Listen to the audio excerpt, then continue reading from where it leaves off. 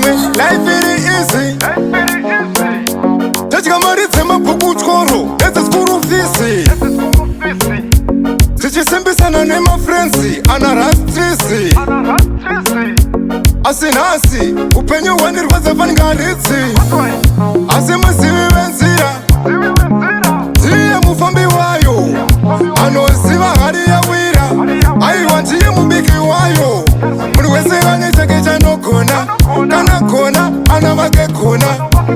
atamba bhora musona wakatonga wanenyika baba vapona pamwe pacho panoda peshenzi pamwe ndo panoda kushanda sebenzi shanda uchengete maperenzi ndotenda mai makazvara terenzi asi pamwe pacho ndoshanda wani zvakadzama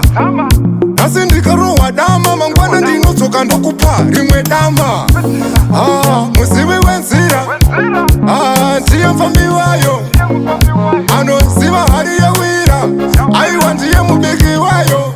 muri wese ane chake chanogona kana gona ana vake gona atamba bhora musona wakatonga vanenyika zotangira patora kuti wite miliani anotanga nekanziwa enzostaliani kana pasta wakatanga vane timoni ndiani asingadiwa testimoni chinzwa flashi haungotanga nekuita zidumbu iwewe usati watomboita kwashi ndani aiziva kuti ngoma tedzikwenya pano nhasi kuita kunge rashi asi muzivi wenzira ndiye mufambi wayo anoziva hari yawira aiwa ndiye mubiki wayo munhu wese ane chake chanogona kana gona ana vake gona atamba bhora musona wakatonga vanenyika baba vapona pamwe pacho panoda peshenzi pamwe ndo panoda kushanda sebenzi shanda uchengete maperenzi ndotenda mai makazvara terenzi asi pamwe pacho ndoshanda wani zvakadzama asi ndikarohwa dama mangwana ndinodzoka ndokupa rimwe dama muzivi wenzira